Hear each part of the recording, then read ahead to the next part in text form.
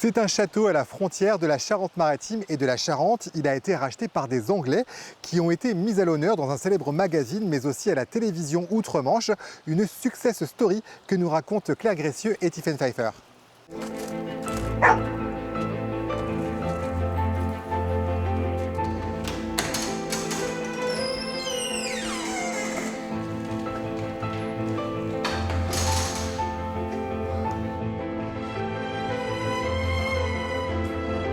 C'était une maison de rêve.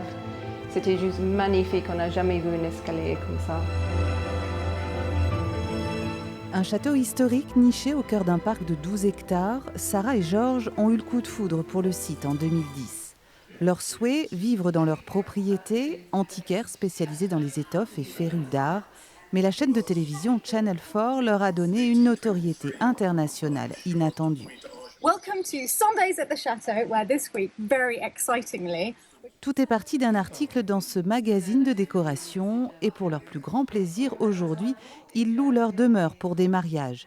Écossais, Anglais, Irlandais se pressent dans ce petit village. We never imagined when we moved to France 23 years ago. Nous n'aurions jamais imaginé cela. Nous souhaitions avoir une vie simple, faire pousser des légumes, avoir un potager, rien de tel.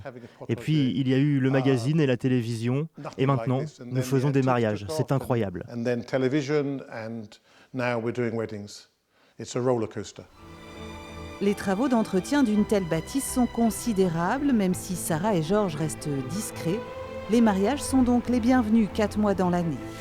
2 siècles d'histoire contemplent les visiteurs et le château a retrouvé aujourd'hui son lustre d'antan. Monsieur Dupuis d'Angiac, il a construit ça pour recevoir les gens. Et maintenant, c'est rigolo parce qu'on fait exactement la même chose. 200 ans plus tard, on fait exactement la même chose. Après avoir fêté les 200 ans du château, les propriétaires pourraient rouvrir le site au public à l'occasion des Journées du patrimoine dans les années à venir.